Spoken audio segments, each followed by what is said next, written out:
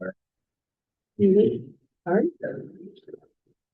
Got it. All right, at 4:30 p.m., I'm going to call this meeting to order. Let's go ahead and stand for the flag salute. All right, ready to begin. I pledge allegiance to the flag of the United States of America and to the republic for which it stands, one nation, under God, indivisible, with liberty and justice for all.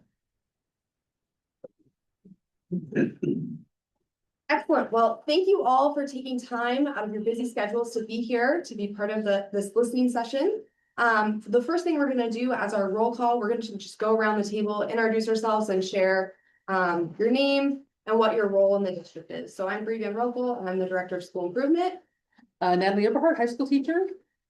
Anthony Carmack, special education teacher at Pioneer High School. Denby Durham, Barnes Butte Student Success Center.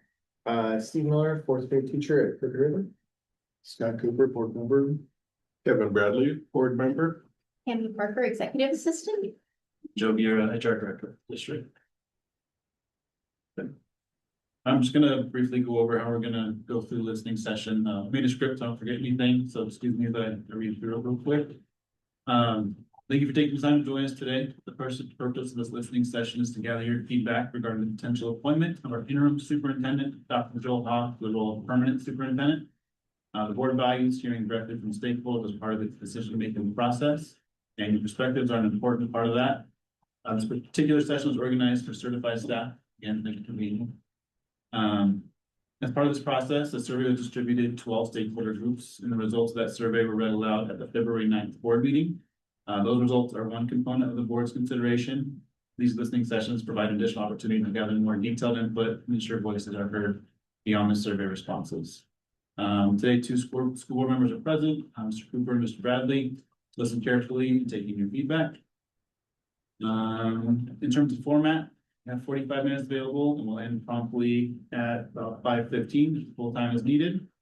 Our goal today is listen carefully and ensure your voices are part of the board's consideration process. Thank you again for being here, and with that, we'll go ahead and get started. Excellent. Before we jump in, is there any questions you all have? What? I will preface this with sometimes these questions can be a little bit awkward. As much as possible, we want to frame it as a discussion. So board members might jump in with, tell me more about that, or things like that. So just know that we're just here to chat and learn more. So the first question that we have that you can see in front of you as well is, what has been your experience with the interim superintendent so far? What stands out to you about Dr. Hoff's leadership?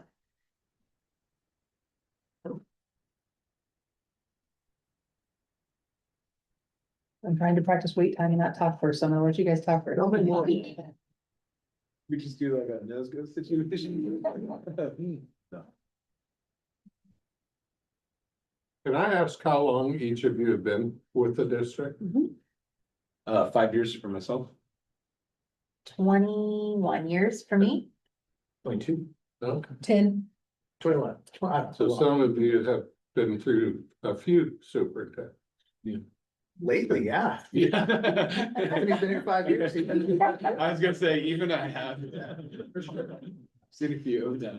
And it's my 25th year in education, but my 10th year here is the county. Yeah. My old, I don't mind please. go ahead and start. Just one thing, I really appreciate about Dr. Joel Hoff is that he remembers everyone's names. I am like, I don't know how he does that. But I just feel very seen, you know, as a young staff that's kind of newer and stuff like that. Joel's always like just recognized me, said hello, known who I am, what I teach, you know. Very personable and very like just relational. You can tell he values relationship and he knows his staff, you know, and that's really cool. Even in his role previously, you know, when he wasn't the interim superintendent, I oftentimes saw him just making those connections. He's very good at making connections for people. And I saw him doing that with you know, just all sorts of people in it. I think that's a really cool ability to have in a leader. So he's very good at making connections. He also knows people's spouses and their kids. Yeah, He yeah. remembers them. It's Asks about my wife every time, you know, all those things. Yeah, he's got a great memory. Super cool. One thing that's always stood out to me with Dr. Hoff is just his optimism, his feeling like, yeah, it's bad now, but here's like 2 little things we can do to make it better. And we've been through some bad times, Dr. Hoff, been through some great times too, but like his idea of like, hey, it's gonna get better. We've got a plan in place. I know it's hard right now. We just had a labor relations meeting with him before this one, where like we were dealing with some pretty hard, heavy things. And he's like, okay, we've got a plan. We're trying this. If this doesn't work, we'll come back together and see what we can do for the next couple steps. So that idea of, yep, it's hard right now, but it's gonna get better. And here's like a couple of reasons why. So I always enjoy that. So he refers to relentless optimism Correct. as his driver. Yeah. Do you think there's a weakness in that? What happens when we come up against The real hard. some recent situations? I think he covers that with the data-driven aspect that he has. He's always in a data cycle. So the thing that I appreciate with him, both when I knew him as assistant principal at the high school and then in his roles here at the district office and his current role, is there's a relentless optimism because he's always constantly evaluating, did it work or not work? So he doesn't get stuck in there's nothing we can do about it. We may not have the answer right now, but this is what the data is telling us we need to address. And so let's look at what's out there or what's not out there that's gonna fit us to address it. But then let's evaluate if it's working. It's not just that this is what we're gonna do no matter what. It's this is what we're gonna do for now. And then if that's not working, we'll reevaluate what's happening. Cause I've had superintendents, I've had leaders, and it's like, this is what we're doing. And there's no conversation about, well, we tried that last year, or we tried that 2 years ago, and here were the problems, or hey, yeah, we're trying that now, it's brand new, and we're already noticing this. And then they don't address this, they just keep doing what they said they were gonna do. So what I appreciate about Joel is that it's always is it working, why is it working, what's not working, what do we need to address for what's not? It's like, if 90% of it's working, what's the 10% we still need to work on? And how can we readdress that and kind of evaluate? So it's always that data-driven cycle of, this is why we think we're doing what we're doing. Did it work? Did it not work? What are we changing? What are we keeping? And I think that's part of why that optimism is there, is that we know that we're doing things that are working, and we know that we're trying out things for the things that aren't. So to me, it's not just a Pollyanna optimism. There's a reason to be optimistic, which I appreciate. It's good. It's just that relentless data-driven optimism just doesn't work as a slogan. It doesn't. It doesn't when you're out of education. I think in education it does. I'd wear a t-shirt that says that. We can just be raw. It's optimism, it's data driven. We can all have hot rods. My dad can bring his Corvette. We can just put rod on it. You will love it. Be fun. Everyone needs an acronym. Anything to add, Cindy? I would say that I love to see how Joel's willing to get out in the trenches, get into the schools, the classrooms, cafeterias, those kind of things with the staff, parent, and students can appreciate that, where he's seen in the district. So he's very active at all members of our district can see that.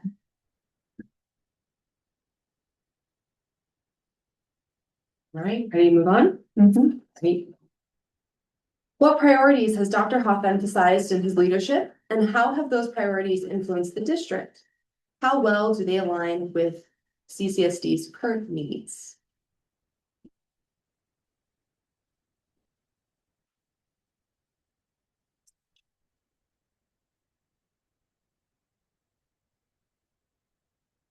I don't want to. Sweet, okay, I don't want to be the first one every time either. To your point, the iterative and data driven, absolutely. Something like those just stand out to me about Joel. You know, he if it's not working, what can we do better? But also, I feel like I've had been in multiple meetings where Joel's like, who's called home? You know, like who's like talked to, who's communicated with the parent, right? And I just love that, like that, like dedication, like to emphasizing, like, hey, are we communicating with the parent, right? Are we getting the full picture and looking at a student as a whole student? I think Joel does a good job of that, balancing the numbers, but also this is a real human we're talking about when it's like a hard situation, especially in my role as a sped teacher. If Joel has to show up to a meeting, it's usually something's going on, right? And his value for being there for the family, being there for the student has always been evident, very evident. And I just really value that by his leadership style.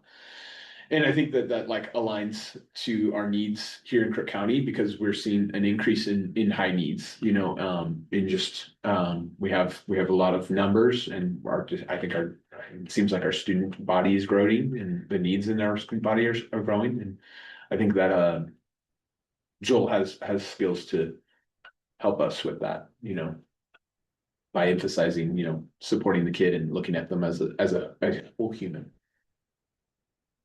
Also, I think to piggyback on that, I think he's willing to do the team thing, not just try to solve it himself or make the decision himself. He's willing to go to his counterparts to help him make those decisions about, maybe it's special education needs something. He goes to the people that know the best there to partner with. Admin, if it's a building specific thing, for student needs. And so, the team approach is definitely something that Crook County thrives on, and I think he's willing to do that. Yeah, and I think he gives everybody enough like professionalism, professional responsibility that he hasn't micromanaged each school down to the point of we have our principal or our higher ups telling us, hey, the superintendent says we have to do this. I don't know why we're doing this, but they said do this, so we're gonna do that. And we've had that in the past where we ended up with things like, what are we supposed to do with this? Like, don't know, superintendent said every room needs to have, I'll make up a number line in it. And have dots all over it. But we haven't had that with Joel and his ability to really collaborate with the principals and kind of give them some autonomy. Then he looks at the data and says, hey, whatever you're doing is working, or maybe it's not working as well as it could be. What can we do to support you? I really appreciate that from him. Yeah, I think for me, the very clear priority of Dr. Hoff is it good for kids? I think to me, that's a very important question, and that seems to always be the driving force behind anything we're doing. So if he can't answer the question of why it's good for kids, then we're not doing it, and he's not putting it forward. Because sometimes it's just, it's the trend or it's what others think is right, and it's like, what I appreciate is it's always centered around the kids, and we are a school district, we're not a corporation. And so it is always, is this good for kids? Why is it good for kids?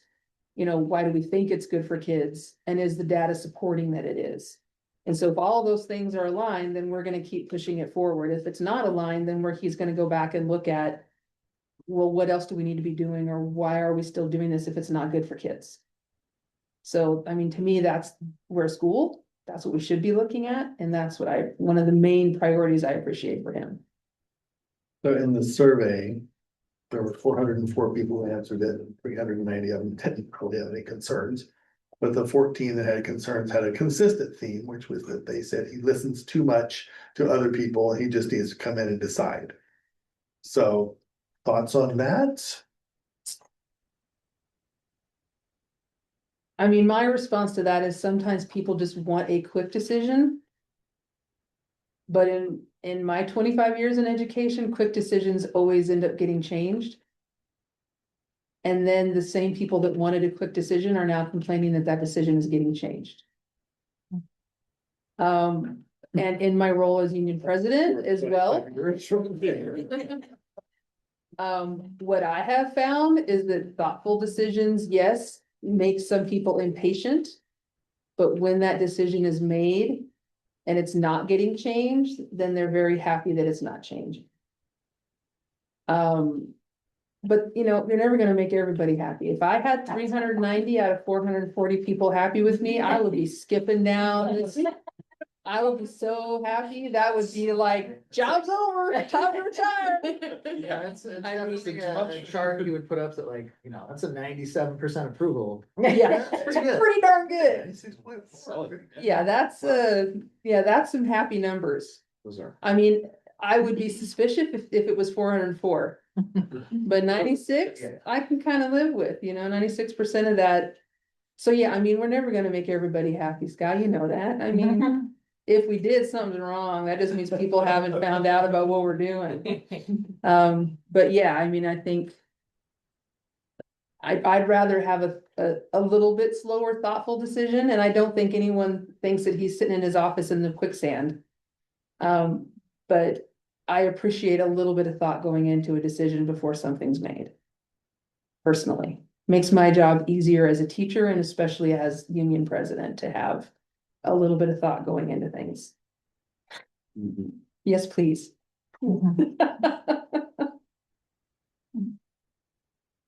Moving on, how effectively has Dr. Hoff built relationships and established trust with students, families, staff, and the community?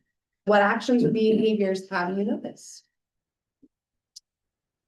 I think with this one is he's a parent in this community also. He has a family in this community and he is not afraid to live that way. He can connect with the Prineville community, Cook County community as a real living member of our community. He has families that he goes to the events with his kids. His kids do the sports. And so he can show that he is among one of them in the community, and so is his family.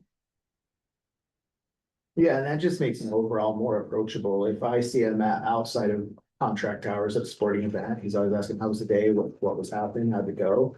And I know in the past we've had conversations like, hey, my daughter read this story when she was in fourth grade. How did you guys handle it? It was kind of neat to see them. And so his ability to relate to kids across curriculum and staff across curriculum, because his kids are in the buildings too. It is really, it kind of makes him feel like he's one of you, even though he's the person in charge. I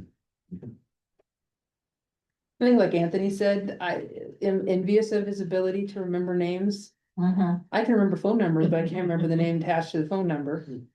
I can tell you what grade a kid got, but I can't always tell you which kid got it when I look at him, but I know my brain just does numbers. His brain does numbers and people, so it's great. I mean, it's like Anthony said, he sees somebody in the grocery store, he can say their first name. He's in the building, he has a story that he remembers from 5 years ago. So it just makes him very relatable. And as Steve said, very approachable. I have had superintendents in the past that I would not feel comfortable approaching, and it created a lot of difficulty to get things moving forward. That's not a stumbling block with Joel. Like he makes himself approachable, which is great. I think, building on that too, his proactive communication with the staff has been fantastic this year. These summaries he's been sending out, just like emailing all of us staff, hey, this is what's kind of going on, this little summary. And that's been really awesome. I think like just the intentionality of him, not just reacting to staff communication, but being proactive about it. It's fantastic. Also just like, there'll be times where I'm like, I have an idea. And then I'm just like, hey, can I talk to you about this idea? And his response is absolutely, like he's just open to people coming up with ideas and solutions. And that I think is like just a really cool way to establish that he's an open person, that he's wanting the best for our community. I mean, one thing like with students, he'll just be in the building, right? Yeah. And the kids are like, well, who was that? And I was like, well, that's our superintendent, but he was nice. Like, they expect the boss to be Yeah. mean or to be unapproachable. And they're like, well, he just came and sat with me and we talked about stuff. That was cool. So it's just his ability to be the everyman almost, in a certain sense, that he can come in and he can sit down and he can get the kids' real thoughts on things, even if it's just a TikTok video or whatever the kid wants to talk about. He's just open to the conversation. Yes, he has the things that he needs to gather and the information he's looking for, but the kids don't realize that they've been asked about their school. They just remember the cool stuff that he asked about. So, or like, they don't, or like, like I said, they don't realize that he's the boss, which makes it easy to get people's real thoughts on things, especially students. Because he is very approachable. Like, I see him at elementary schools, he's bending down. Like I've seen other superintendents that are lording over and he's always right at your level. So wherever your level is, he's gonna start there. And then, he walks away and they're like, oh, that was a superintendent, cool. You know, so this just makes him, as we've said, approachable, which is really nice. Looking back over our history, the going got tough, Joel got going and headed for Madras. Found out the grass was not as green in Madras as he might have thought and came back. He had no idea that he was going to end up being superintendent. But is there any concern about his steadfastness through tough times, given that? I don't know that he was looking for a greener grass. I think it was more that he was concerned he was gonna be unemployed. I think there's a difference there. I think that when some new people came in, they made it very clear there was gonna be a cleaning of the house. And people in higher positions had very clear notice that they were on watch for that. So I personally don't feel that his choice to leave was something that he wanted to do. I felt that because he had a family, he felt like he didn't really have a lot of other options at that time. And as soon as he was asked to come back, he then did 2 jobs. You know, so I think his steadfastness shows in his ability to come back, even though he wasn't sure he was gonna be welcomed by everybody to come back. So I think that more shows his character than the leaving. I think the leaving was something he didn't want to do, but he had to make sure there was food on the table for his family. And he had to make sure he was going to be employable in the long term. So, you know, we've all had to make tough decisions like that before. And, you know, as teachers, we have a contract to support us and to help us. When you're not a teacher or a classified person, you don't have a contract to support you. And so you do have to make tough decisions sometimes. Do you think that's a pretty widely held opinion among your peers? I think at first people felt a little abandoned. But then when there were wider conversations, they realized why decisions were made. And then when they saw him come back and they would drive by at 9 o'clock and see his vehicle still here and the light still on, knowing that he had another job and he was trying to make things right here. I think that ended pretty quick.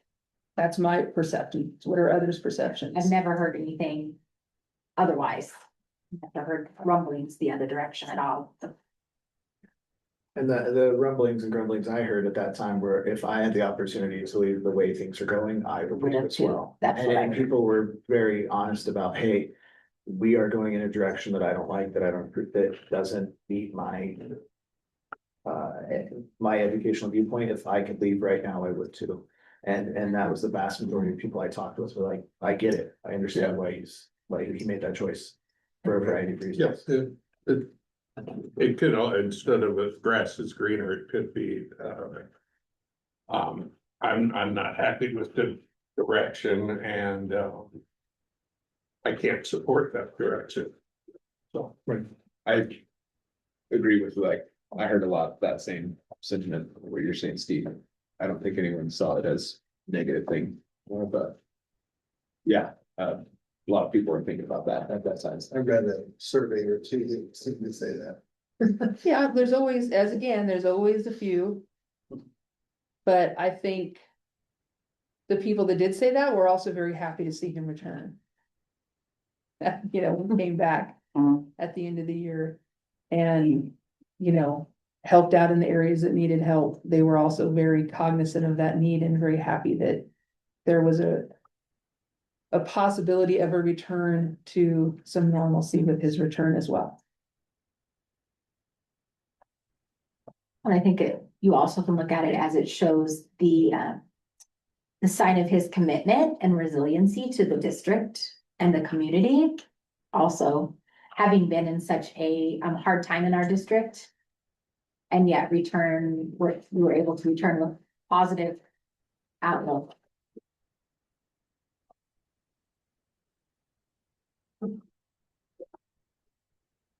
Okay. What components of Dr. Hoff's communication have you appreciated? What are specific communication practices that you'd like to see more of? I mean, Anthony said it, the communication is being sent out a lot, all the time. As an employee and I'm a parent, also, I'm getting tons of communication. I don't know if there could be any more besides knocking on my door. I mean, seriously, Oh, I know.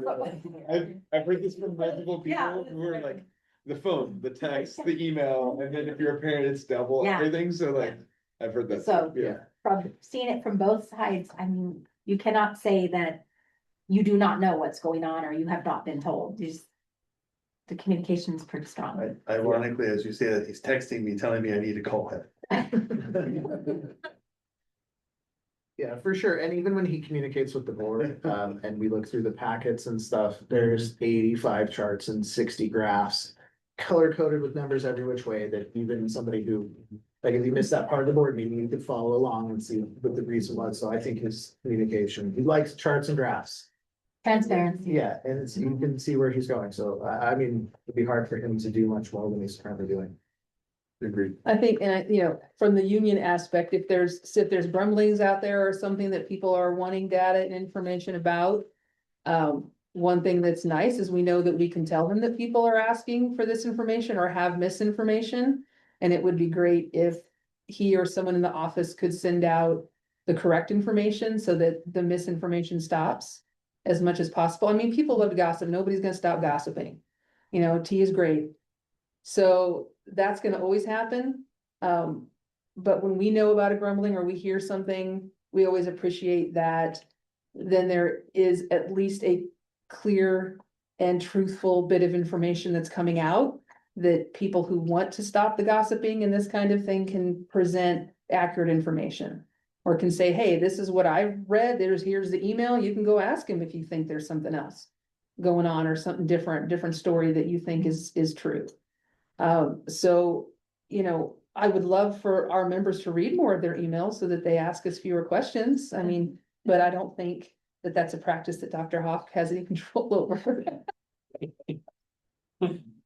You know, if they're a parent, they're getting the Parent Square notifications, they're getting all of the other notifications. You know, our Synergy system has student view and parent view, our online systems have communication to parents. I think you have to work pretty hard to not be communicated with. And there's those that do work pretty hard at it, but Mhm. for the most part, I don't know that I certainly don't want any more emails or parent squares. Do you guys? I think we get plenty for those of us that read them.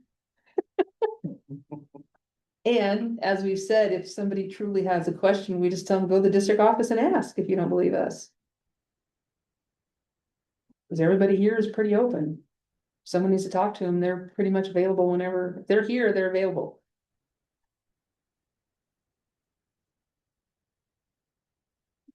Right? How have you felt about Dr. Hoff's leadership around school safety and student/staff support? When concerns are raised, how confident do you feel that they are heard and addressed? I'm gonna start, Steve. You haven't started Well, yet. I feel pretty confident because we talked about staff and student safety today in a meeting we had just with the list, and we had a clear list of, hey, we're gonna try these. We're also we're looking forward into the future. How can we stop these events from happening before they are? You know, and looking at our current population of students and the way things are going, how can we be ready for if we have new students coming in November, December, after we've already set our school staffing? How can we have changes in staffing if we have changes in student population? And just that kind of idea of forward thinking about problems we don't have today, but we will have in a year. Really make me pretty confident that if it is a safety concern, he'll help get it figured out as a team and not just have a top-down directive. That this is how we're gonna remove. Well, then there was a threat to a police officer last week where a school was mentioned. You know, that went out on Parent View. Every parent got that. They were told, you know, if you want to not have your kid come or you want to come get them, we understand. These are all the things we're doing to keep school safe. You know, so I think it's just that communication information. It's like if we have information, it's not kept in a vault somewhere, it's shared. And then families can make their decisions about, you know, how they feel, if they feel safe to have their kid at school or not. You know, I think as far as practices, you know, we've got Leland, you know, he goes around, he makes sure that we have the protocols, we practice the protocols, we do the things that we can to get ready. you're never really ready until an incident happens, and I hope we never find out if we're ready here. I mean, I would love to be able to retire in 10, 15 years and never have had an incident. You know, that would be awesome. I think, you plan for the unplannable as well as you can, but again, it goes to the communication, everybody has their protocols, they're in everybody's classroom. It's the parents have it, it's out there and the communication is there. There isn't really anything else you can do to plan for school safety, I don't think. Well, and I think this one for staff support, we've had many conversations where he doesn't pretend to have all the answers or solve the problems. He's like, hey, we need to bring this back to another meeting. We need to have, sped there, or we need to have transportation there, or nutrition there. So getting the support of the people that may have the knowledge is also something that he does to address problems that or concerns that we bring to him. And they may not be addressed at that exact moment, but he's getting the right people there for the next meeting to address our needs. On that topic of staff student support, it's very ambitious. The strategic plan report out took 4 11 by 17 pages the last meeting and 2 hours over 2 meetings to get it reported out. Mhm. Is he moving too fast? Is there too much too fast for the system?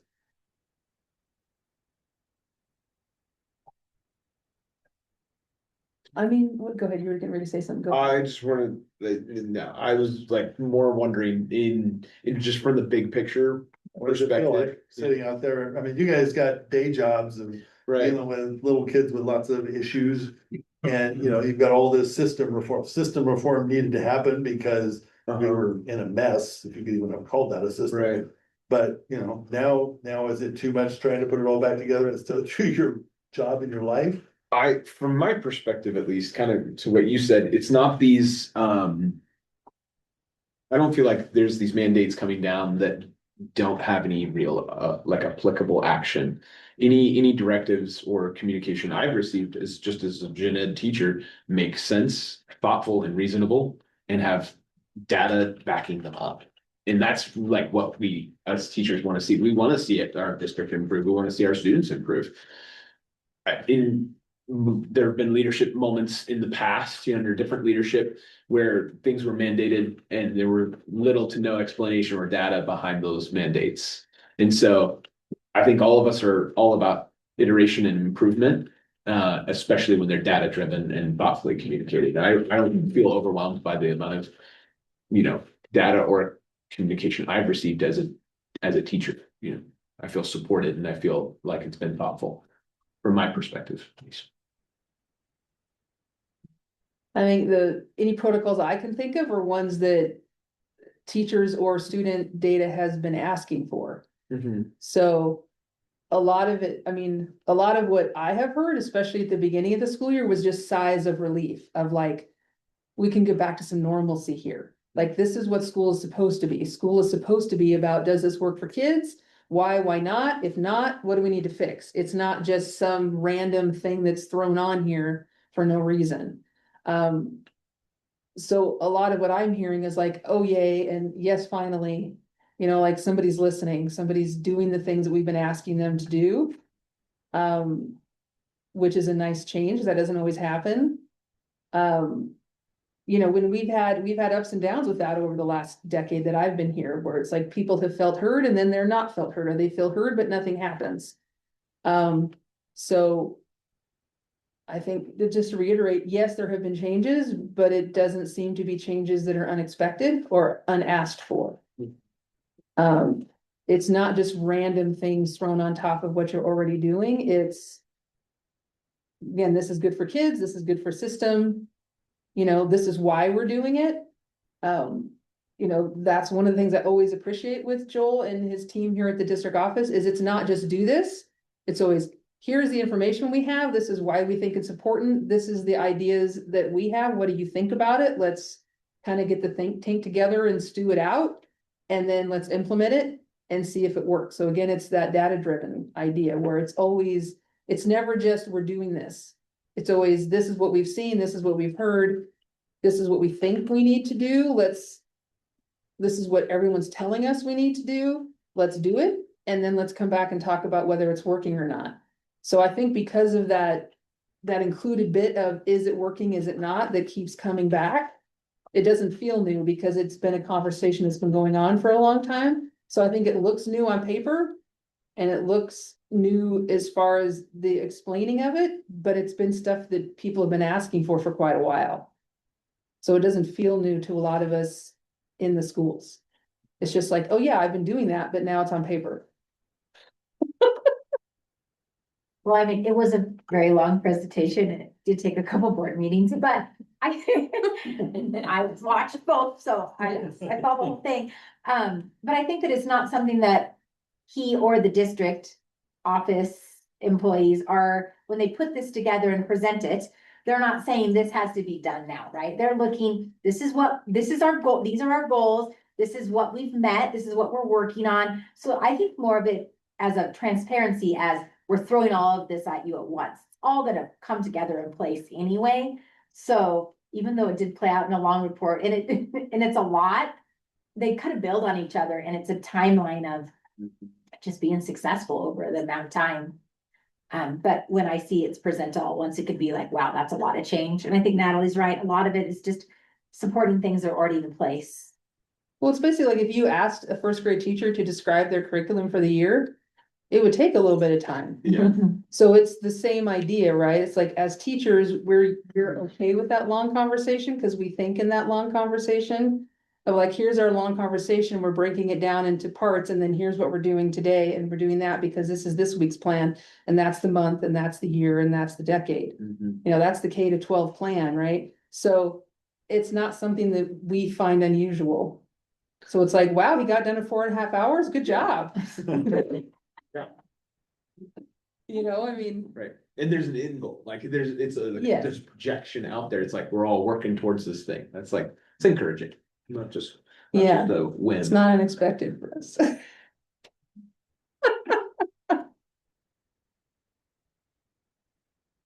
All right, as the board considers a permanent appointment of Dr. Hoff, what concerns or questions would you like them to carefully consider?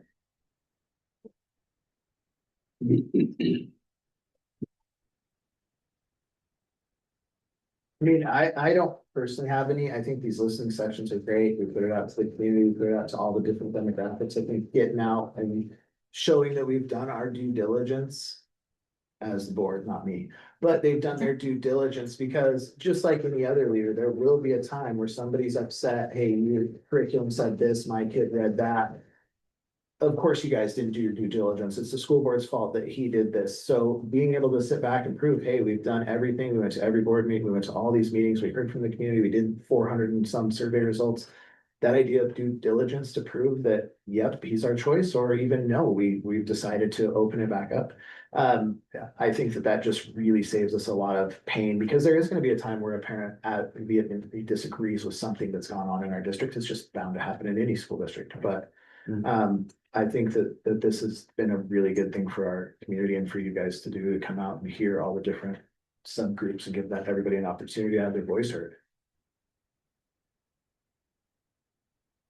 I guess my only concern is if you don't go forward with the appointment, then I would like us to choose a superintendent, like, I don't know, hunting corporation that's a little more aligned with all of the district and not just a small portion of the district. I'm very hopeful that we won't have to go that direction, but if we do, I would like more input.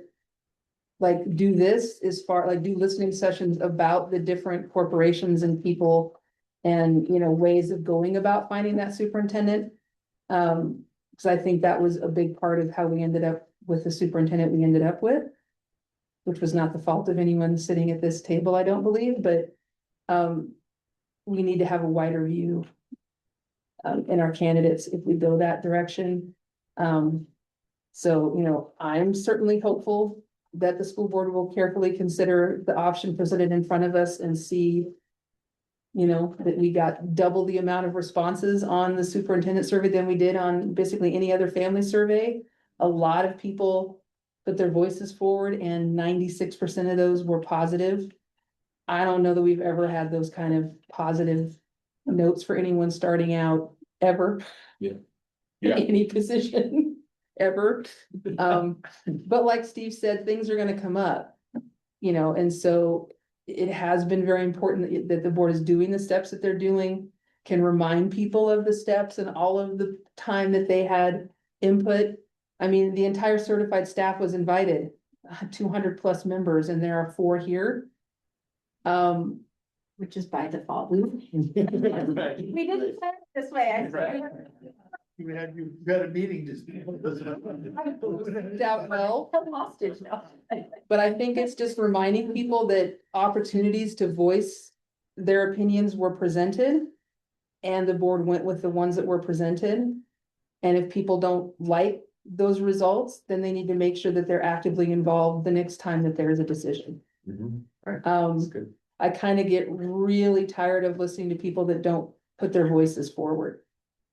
It's like you had the opportunity in more than one way. You've had so many opportunities to present your concerns. And if you didn't make the effort to make those concerns known at the time, that's why they weren't considered. Hmm. And they really shouldn't be considered now. Go through the proper channels to voice whatever concerns you have at this point. But that's just me. You're right, and I would just say, I've said this at the board meeting a couple times, if these listening sessions turn out to be poorly attended and really boring, that is a really good thing. Yes, Because it just means Yeah. people are generally happy, they show up when they're unhappy, and I know we did a good job of communicating them, so Absolutely. Yeah. that's a vote. Not showing up is a vote also. absolutely, 100%. That's how I see it. Absolutely. And the concern of just like, how much momentum will we lose if, you know, the board doesn't choose to, you know, fully adopt him as our, you know, the superintendent. You know, we're headed in the right direction, you know, like we've got all these, I'm looking at all these like community partners and recognitions and this, like, all the cool things that are happening, you know? Like, man, that would be so much positive momentum Yeah. to lose, and that would be a concern as just the staff, you know? Yeah, and that kind of goes back to the old proverb or idiom, you know, you don't change a horse midstream. I think Abe Lincoln or someone said that, but we've been changing horses a lot lately. And like, if you think of where we are this winter break versus a year ago on winter break, like Yeah. we're in a whole new ballpark. And if you think of how the district itself has been, even all the way down to simple things like the number of public comments at a board meeting. There haven't been nearly as many as there once were. Zero since I started. Right. Yeah, We keep so. track, We don't have- worry. So, you know, that whole idea, Anthony's right, at forward momentum, things are going good, why would we want to change horses if everyone kind of agrees that this horse is taking us in the right direction?